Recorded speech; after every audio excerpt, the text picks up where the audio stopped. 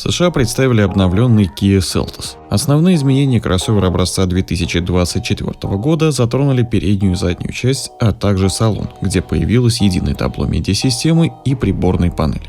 Еще летом Kia обновила Seltos для Южной Кореи, а теперь представлена версия для Северной Америки. В целом фейслифтинг провели в том же ключе, что и в случае с корейской моделью. В Штатах Seltos продают с 2020 года. По итогам 2021 года модель разошлась по США тиражом свыше 51 тысячи экземпляров. Это довольно неплохо, но вот до результата Subaru Crosstrek 127 466 единиц, а также лидера сегмента Honda HR-V в 137 090 единиц ему очень далеко. В целом, как обычно, обновление должно укрепить позиции Seltos. Рестайлинговому кроссоверу переработали графику фар, хотя сама форма не изменилась. Добавили новые диодные полоски ходовых огней и подправили ниши противотуманок.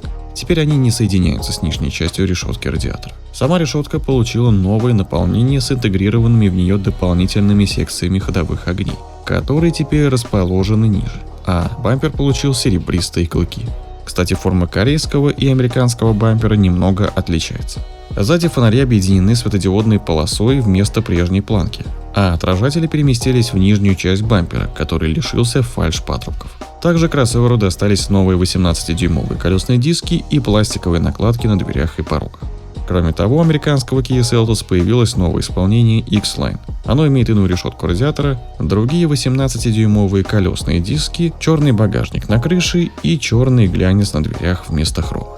Внутри американец повторил кросс для Кореи, но не во всем. В Штатах модель сохранила привычный рычаг коробки передач, тогда как на родине марки вместо него установили шайбу. Seltos получил новую переднюю панель и блок управления климатом.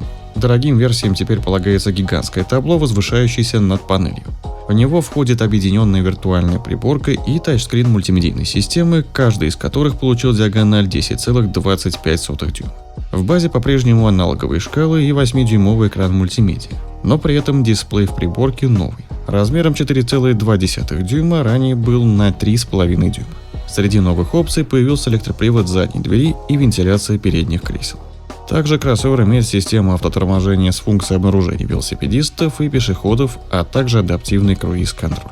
Базовый мотор прежний. Это 2-литровый бензиновый атмосферник мощностью 148 лошадиных сил. Он работает в паре с вариатором, привод передний или полный. Старший двигатель 1,6-литровый, турбированный, как и в Корее, стал мощнее. Теперь он выдает 198 лошадиных сил вместо прежних 178 лошадиных сил. На смену роботизированной коробке передач с двумя сцеплениями пришел классический 8-ступенчатый автомат. Привод только полный. До американских дилеров рестайлинговый Kia Seltos доберется лишь в первой половине следующего года. Цены пока не объявлены. Друзья, как вы считаете, с обновлением Seltos стал выглядеть лучше и современнее? Поделитесь своим мнением в комментариях и поддержите это видео лайком. Также хочу напомнить, что у меня есть телеграм-канал, где каждый день публикуются новости. В описании в закрепленном комментарии я оставлю ссылку, чтобы вы не пропускали новые видео и были в курсе последних событий автоиндустрии.